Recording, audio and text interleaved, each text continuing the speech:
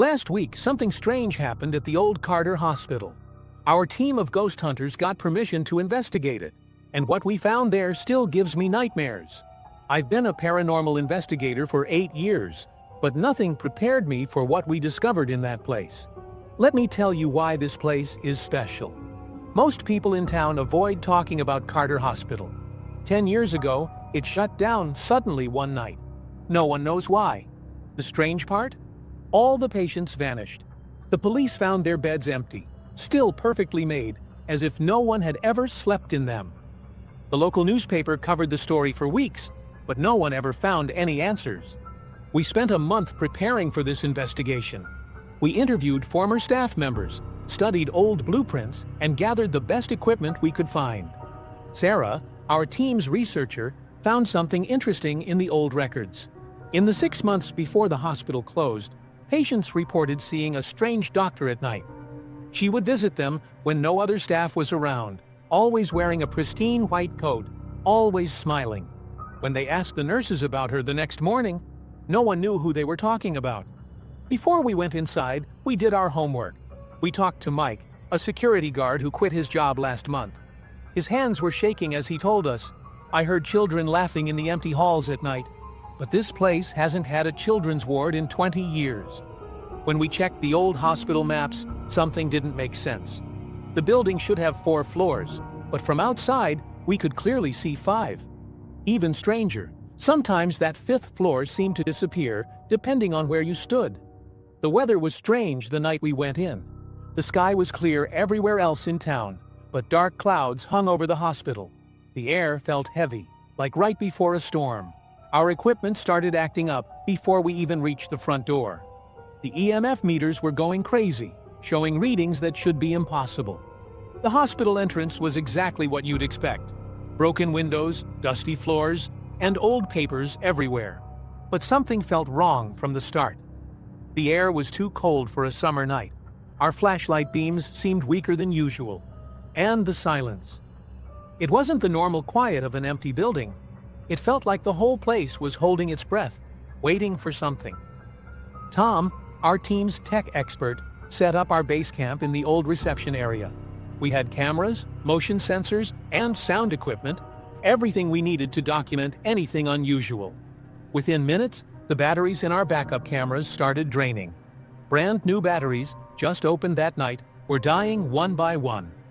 As we walked deeper inside, we found something that made no sense. The elevator still had power.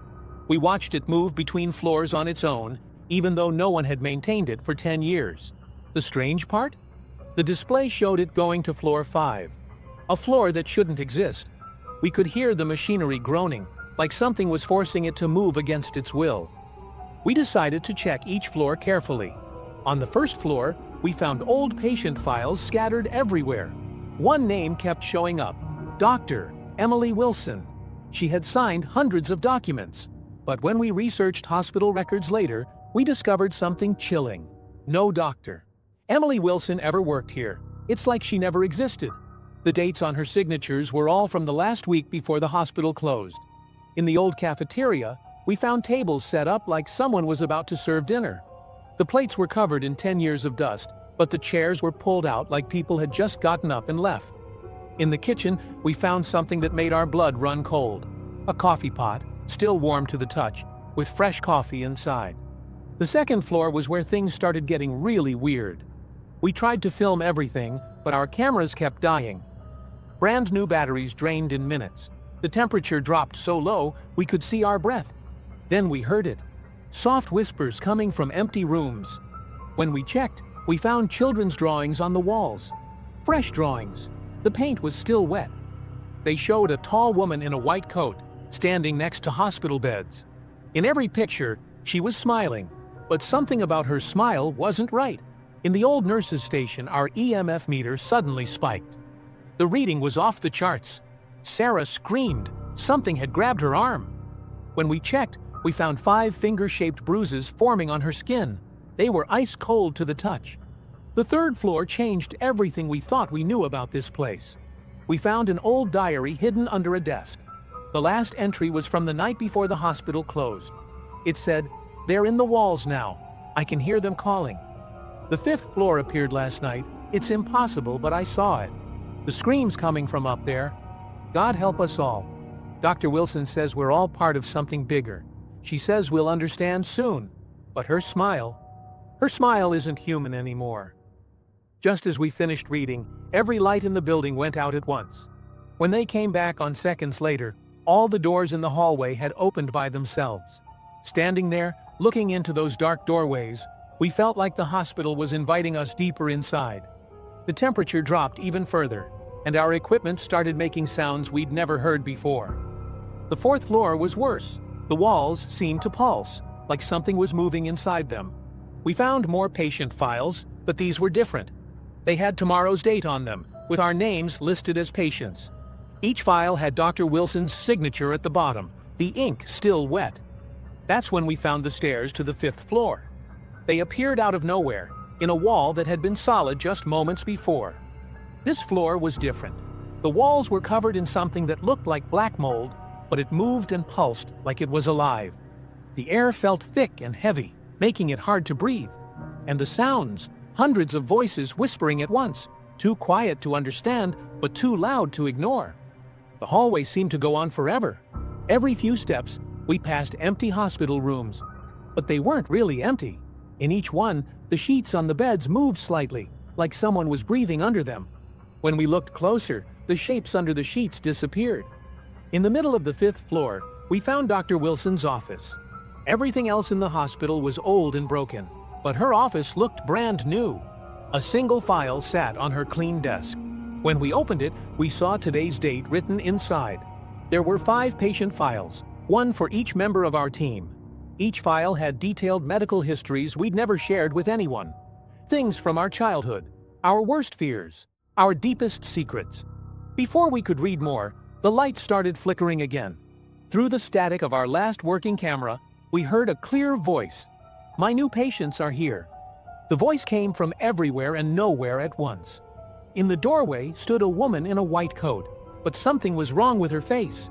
It kept changing, shifting between different faces we almost recognized. We ran. We got out of there as fast as we could. But the story doesn't end there. When we checked our camera footage the next day, we saw things none of us remembered. In every video, there's someone standing in the background, a woman in a white doctor's coat, always just out of focus. And in every single photo, the windows show faces. Hundreds of faces pressed against the glass, their mouths open in silent screams. Yesterday, we went back to take more pictures. The fifth floor was gone, like it had never been there. But we found something worse. Old newspaper articles about other ghost hunting teams who came to Carter Hospital. 15 teams in 10 years. None of them were ever seen again. We're the first ones who made it out to tell our story. Sarah hasn't been the same since that night. The bruises on her arm haven't faded. They've spread. And sometimes, when she thinks no one is watching, she smiles, just like the woman in those children's drawings. Tom checked our equipment after we got back. All the cameras were broken. Not just the batteries, but the cameras themselves. When he opened them up, he found all the wiring had been rearranged into strange patterns. Patterns that looked like human faces screaming. But something tells me this isn't over. Last night, I got a phone call from a number I didn't recognize. When I answered, I heard that same voice from the hospital. "Doctor, Wilson will see you now. Your appointment is tonight."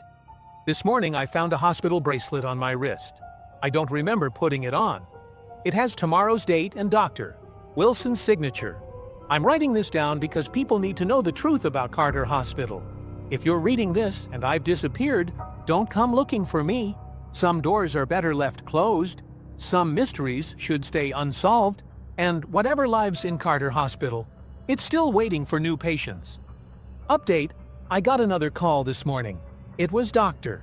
Wilson's voice, but different this time. Like many voices speaking at once, she said something that keeps repeating in my head. Everyone needs a follow-up appointment. Everyone comes back in the end. I can see Carter Hospital from my window. Was that fifth floor always there? And why does my calendar show an appointment for tonight that I don't remember making? The bruises are spreading on my arm now too, just like Sarah's. And when I look in the mirror, Sometimes I see her standing behind me. Dr. Wilson, with her perfect white coat and that smile that isn't quite human. The hospital is calling. I can feel it pulling me back. Maybe that's why I'm walking toward it now, even as I write these final words. If you're reading this, remember, don't look for us. Don't try to solve this mystery. Because in Carter Hospital, Dr. Wilson is always accepting new patients. And her waiting list, it's endless.